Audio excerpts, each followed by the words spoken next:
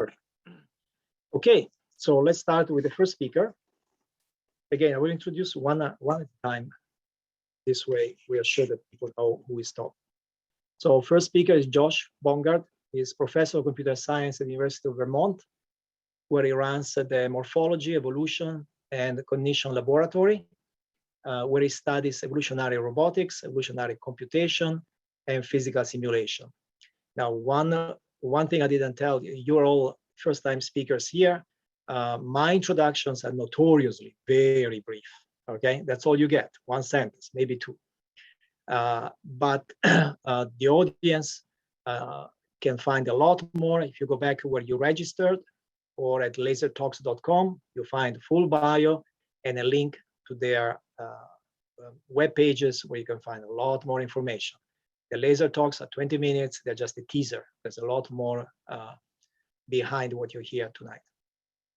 Okay, Josh, it's all yours. I will stop my video to give you maximum bandwidth. I ask everybody to stop their video except Josh. Great, thank you very much, Piero. Can you see my screen okay? Yes. Great. All right. Well, thanks very much for the brief introduction. That's great. Perfect. And thanks also for the invitation to come and be a part of the Laser talk series. As you mentioned, I'm a computer science professor here at the University of Vermont. And what I'd like to do for you all this evening is introduce you to a particular approach to robotics known as evolutionary robotics. But before I show you some evolved robots and we talk about robots in general, if you'll permit me for just 2 minutes, I want to take a couple steps back and talk about some of the global challenges that our society faces. Most of these challenges, not all of them, derive back to a common challenge our society faces, which is how to collect enough energy directly or indirectly from the sun to power our civilization without obviously destroying ourselves or large parts of the planet simultaneously. There are a lot of diverse solutions that we are trying to deploy to gradually decarbonize our energy economy. As you can see just from this small sample on the slide here, there are a lot of diverse solutions out there, but they all share, or most of them share a common feature, which is that regardless of whether we're talking about solar farms, wind farms, tide farms, wave farms, they're all farms. They are all very large collections of large, complex machines that are distributed over a very, very large area.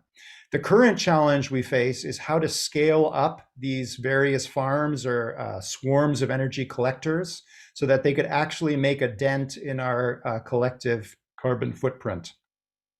There are a lot of challenges to scaling up these technologies. There are legal challenges, labor challenges, environmental challenges.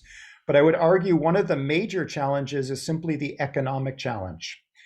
If we want to build some of these farms on a large enough scale, the cost of deploying the machinery or the infrastructure and maintaining that infrastructure is prohibitive at the moment. It just doesn't make economic sense.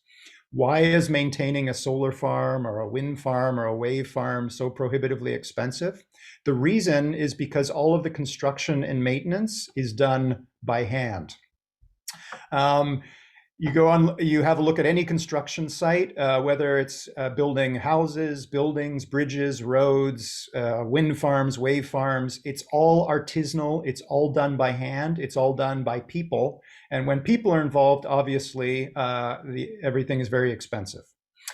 In contrast, if you look at the pair of images in the top of this panel here, the top of this slide, the way in which we build things indoors has been completely revolutionized over the last 100 plus years. In the top left, over 100 years ago, Henry Ford came up with mass production, a way to try and systematize the way that we build things by having the workers be specialized and add a very small part to whatever it is that's being built. And that systematization of the way that we build things indoors was automated many, many decades later, starting in the 1970s with industrial robotics. When you automate the way that you build things, you can build many, many more things much more cost effectively. So we can all own things like this. The bottom pair of images shows that the way in which we build things out of doors hasn't actually changed that much. We used to build things by hand outdoors. We still build things out of doors by hand. If robots are so useful for reducing the cost of building things indoors, why have we not deployed robots at construction sites and other places outdoors to bring down the cost of building things outdoors? The reason, again, there's lots of reasons, but one of the main reasons was actually summarized by the Greek philosopher Heraclitus over 2,000 years ago. Heraclitus was attributed to have said, "Man never enters the same river twice." Humans and organisms, we are masters of adapting whatever it is that we're trying to do as the world around us changes. You've all heard lots of Zoom talks. However, no two Zoom talks are exactly the same. You may be sitting in the same chair, but if we were to zoom into your retina and the muscle fibers in your body, the way you perceive and react to the Zoom talk that you're watching, or when you commute to work each day, from the overall perspective, it looks like you're doing the same thing over and over again, but you're actually confronted by a completely different environment every time. You are never entering the same river twice. If we wanted to deploy robots at a construction site to reduce the cost of building a house or a building or a bridge, those robots would have to be not only autonomous, they would be making decisions about how to help and what to do on the construction site. They would also have to be adaptive. They would have to adapt to changing light levels, to rain, to snow, to humans coming into close proximity of the machine and then leaving again. Perhaps there's a road bisecting the construction site. The robot is going to have to adapt to pedestrians and cars and traffic and so on. We know how to build complex machines. We can build these things. We can build the International Space Station. We built the James Webb Telescope. We know how to build complex machines. What we do not yet know how to build are autonomous and adaptive machines. However, there is someone who has been building adaptive machines, and she's built trillions and trillions of them, and she's been building them for 3.5 billion years, and she is, of course, Mother Nature. Mother Nature doesn't actually build organisms. She evolves them through Darwinian descent with modification. And if you think about evolution as an algorithm, it is a relatively simple algorithm. Take a collection of things that differ, see how well each of those things does at fitting into its environment, delete or kill off the ones that don't fit their environmental niche very well, and make randomly modified copies of the ones that survive. Rinse and repeat for 3.5 billion years, and at least on this planet, you end up with plants and fungi and fish and amphibians and mammals and us and so on.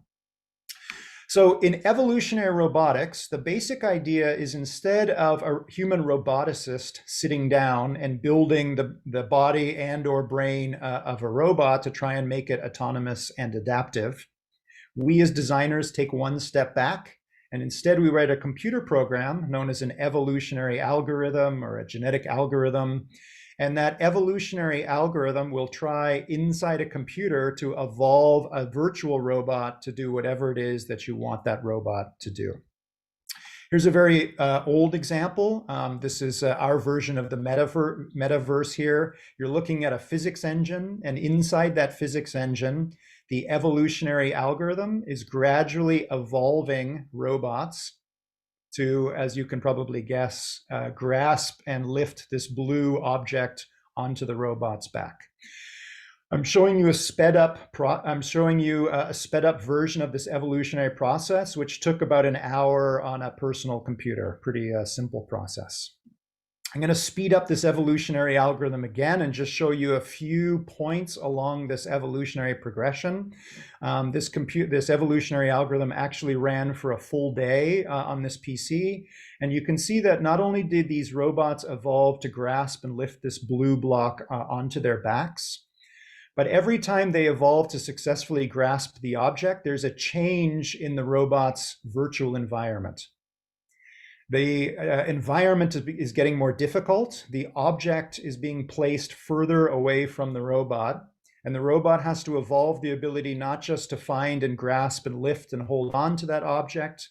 it's slowly starting to evolve the ability to move from point A to point B to grasp that object. It's a relatively simple robot, relatively simple task. What we did in this case was to ask the evolutionary algorithm to evolve a robot to minimize the distance between that blue object and the gray sensor bulb on its back. We did not tell it to evolve grasping or evolve locomotion. Those things evolved as a side product of what we wanted, which was to minimize the distance from the blue block to the gray bulb. You'll notice in this video that you see some diverse solutions. Not every robot behaves in the same way. You'll notice there's some sort of non-intuitive solutions. This robot tends to move its gripper in synchrony with its legs. It's not quite an efficient way of moving. One of the advantages of an evolutionary algorithm is not necessarily that it optimizes behavior. It produces pretty good behavior and also produces a diversity of behaviors, a diverse set of solutions for us to consider. What actually is this evolutionary algorithm doing? What it is doing is searching over all the possible ways of wiring up the virtual neurons that are inside this robot. So we're searching over the space of all possible brains that this robot could have, and we're searching for that particular brain that causes the robot to lift the object onto its back. Of course, here's a more recent example. This is from a few years back. Here's again us diving into the metaverse. What I'm showing you now is the end result of an evolutionary process after about an hour that's evolved this robot to move from the left side of the table to the right side of the table. In this particular experiment, we took this evolved virtual robot, or this with this evolved brain. We took this evolved brain, took it out of the virtual robot, and dropped it into its physical counterpart.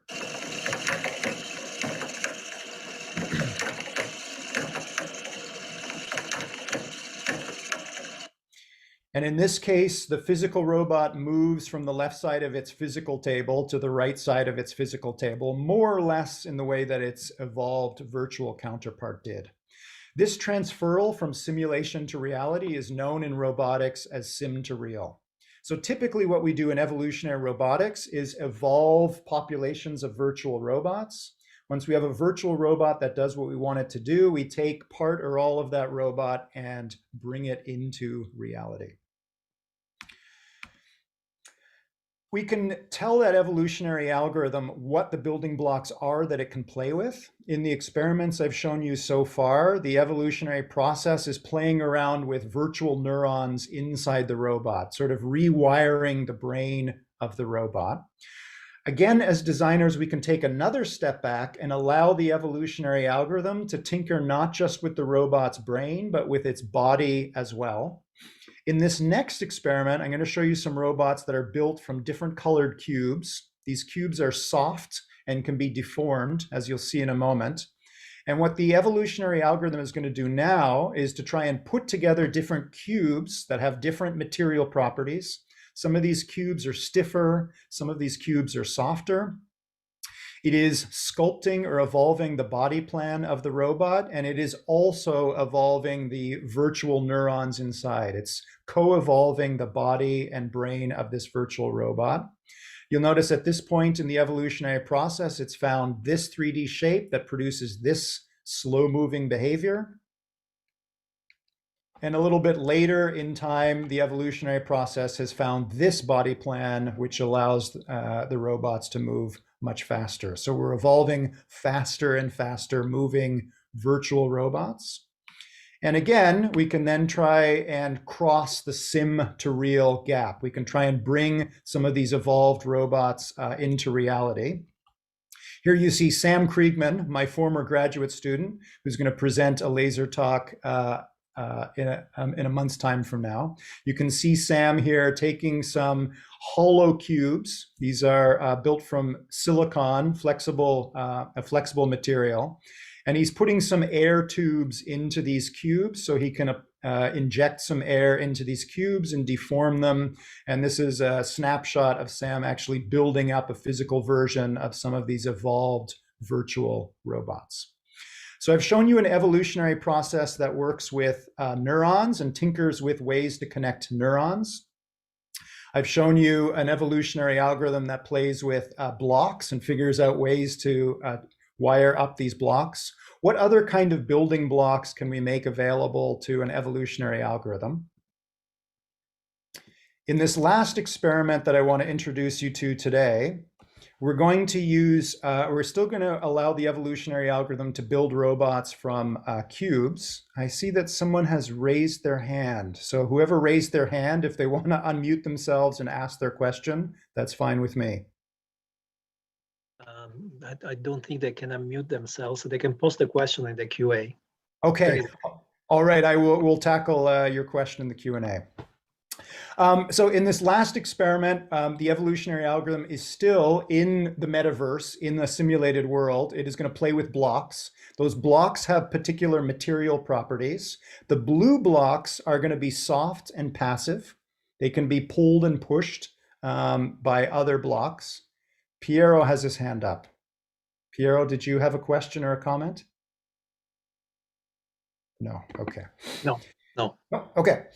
So blue blocks are soft and passive, and you're going to see red-green blocks that are going to increase and decrease in volume. And unbeknownst to the evolutionary algorithm, these cubes are actually simulated patches of frog tissue. Why would we do such a thing? I'll introduce that idea in a moment. Here are three initial virtual robots made from the blue blocks and these red-green blocks. If you look carefully, you can see the red-green blocks are increasing and decreasing in volume. These are meant to be models of frog heart muscle tissue. Frog heart muscle tissue, like human heart muscle tissue, will spontaneously, those cells or patches of tissue will increase and decrease in volume. And you can see, especially in the top right GIF there, you can see that the passive soft cubes are being pushed and pulled by the active cubes. We told the evolutionary algorithm to evolve combinations of blue and red-green blocks to produce something that moves from the left side of the virtual table to the right side of the virtual table, just like the previous experiment that I showed you. And in this case, this is what the evolutionary process came up with. I'll put this on loop so we can watch this a few times. You'll notice some interesting things about this solution. You'll notice that the red-green voxels are increasing and decreasing in volume, but they're not synchronized. Sometimes one cube will increase in volume while another one is decreasing, and vice versa. So you got a lot of random action or a lot of random components in this virtual robot. Despite this random action, you can see the soft material that has evolved to be on the top half of the robot kind of absorbs all of these random forces and somehow averages or smooths out these forces and guides these forces in a forward direction.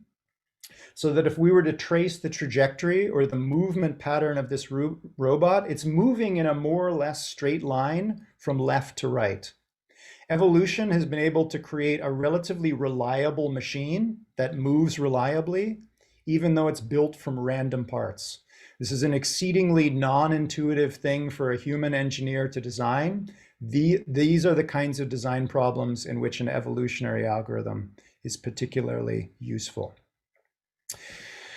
We took this evolved design, and instead of building it from metal or ceramics or plastics or circuitry or sensors or motors, we turned this blueprint over to a microsurgeon, Doug Blackiston. And Doug looked down through a microscope and he took small patches of frog skin cells and small patches of frog heart muscle cells and combined them together to try and produce this 3D form and the right distribution of skin and heart muscle tissue. So he's building up from actual frog cells taken from an early frog embryo, basically from a frog egg, building up a physical version of this virtual robot to make not a robot, but a biobot, or what has become known sort of tongue-in-cheek as a Xenobot. The frog that you see at left, this is Xenopus laevis, the African clawed frog. So Xenopus, the frog, becomes Xenobot, the robot. Xeno in Greek also means alien or newcomer. We thought that was also kind of appropriate because this is a very new kind of robot.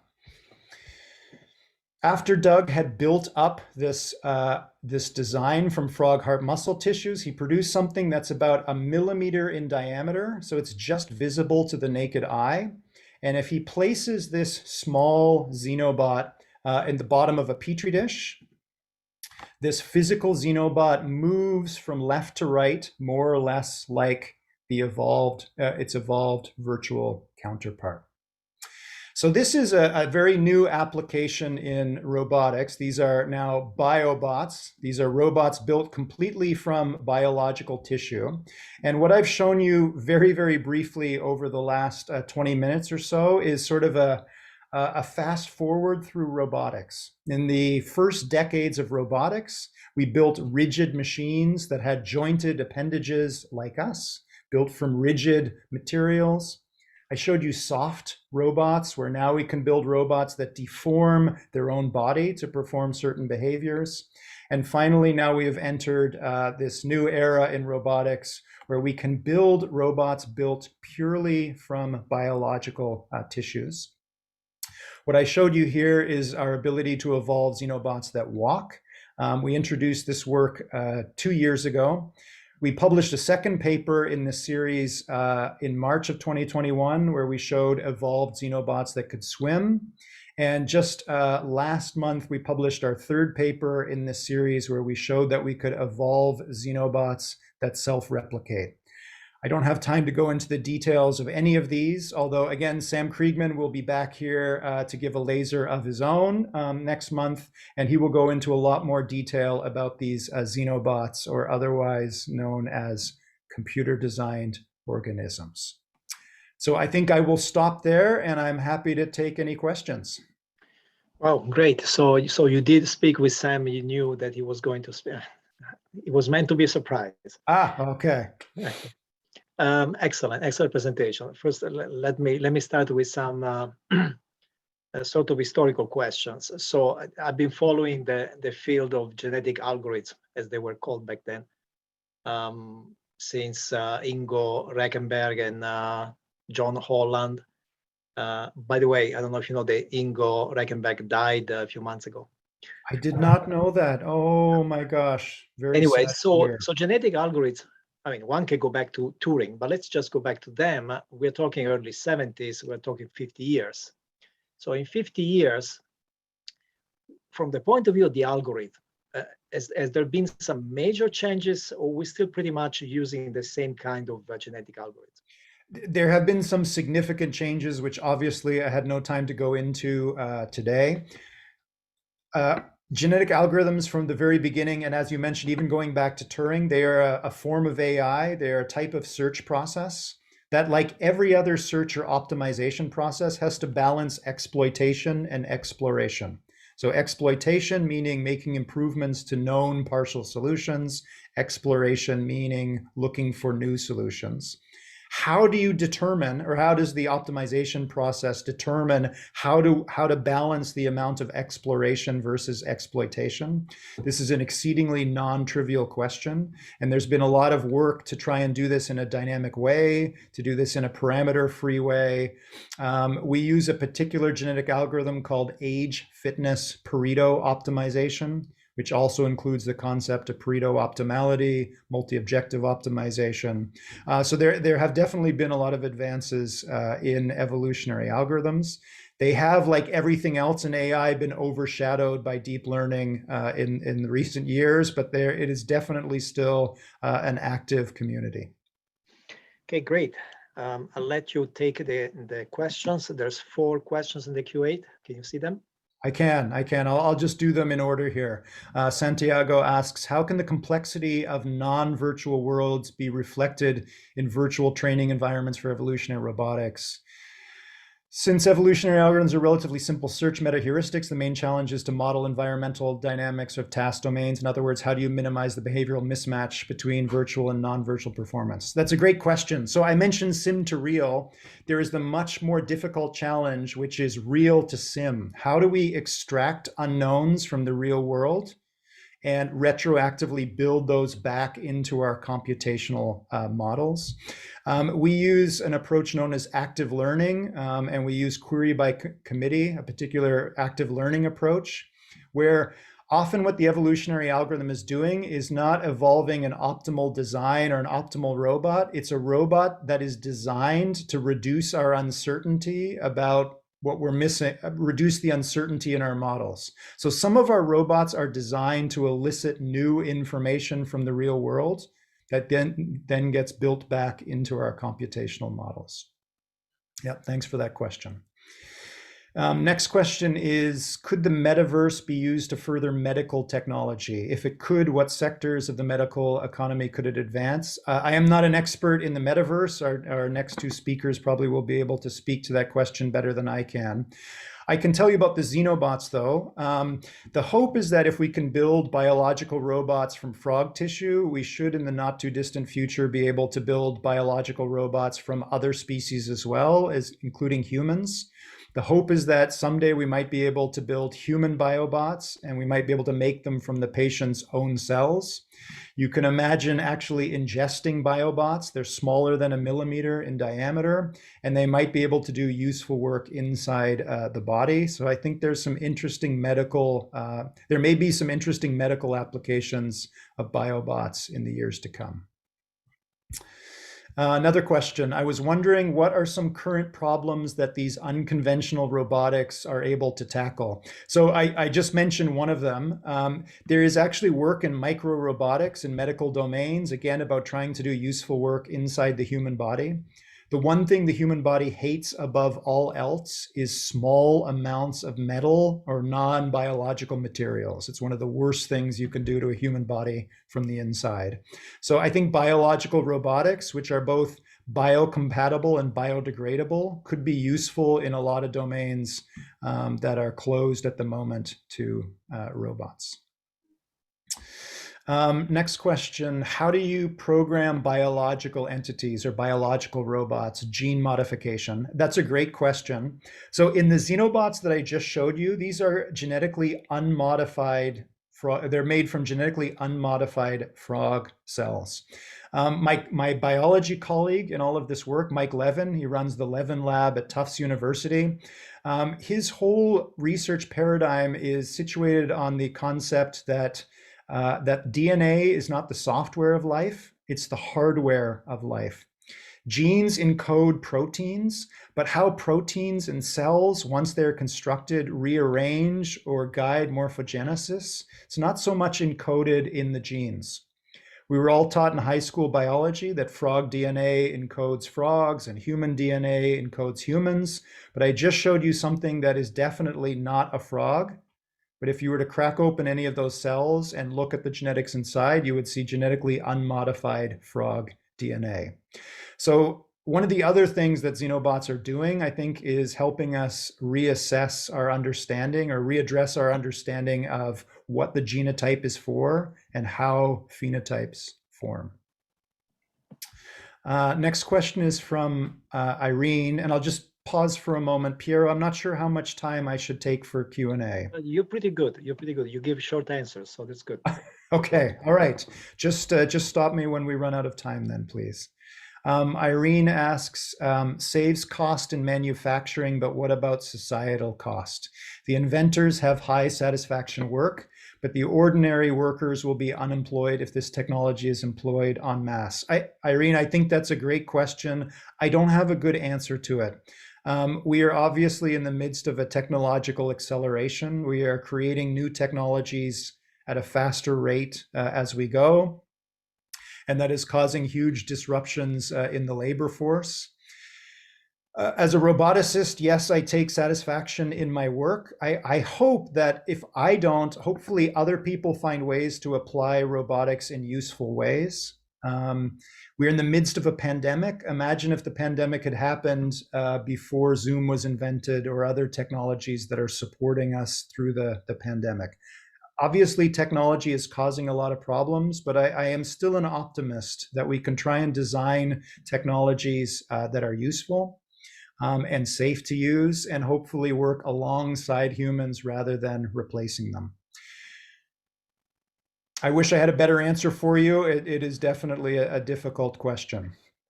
Jorge asks, how can genetic algorithms connect with physical entities? I mean, something that is electronic and biological. There's some logical circuits, but signals are too slow. Can they mimic some part of the nervous system? Let me try and interpret your question, Jorge. Biological components and technological components definitely have their pros and cons. I am definitely not arguing that biological components are superior to technological components or vice versa. It depends on what we want the machine to do. I think the future of robotics is going to be interesting. I think we're going to see more and more surprising admixtures of technology and biology. And obviously, as always in engineering and robotics, we are trying to put together components so that you get the best of both worlds. Whether a biohybrid or a completely biological or a completely technological autonomous machine makes sense for a given environment, that's something we still need to work out.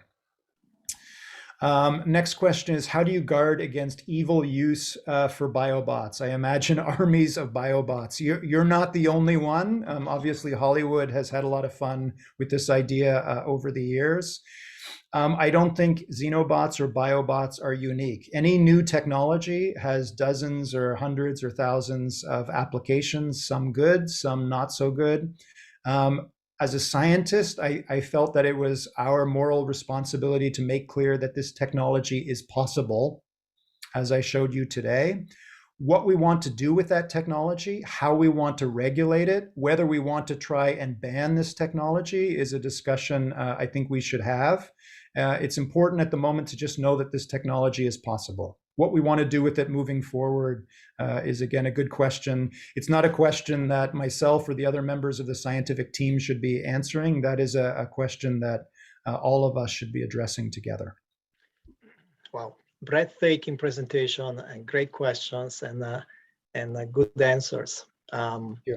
Conversation will be continued next month with your former student, Sam. But we also want you back here with some results from your research. Thank you. I'm looking forward to see the first practical applications that can demonstrate that all this research was worth it. Great. Me too. Thank you. Thank you.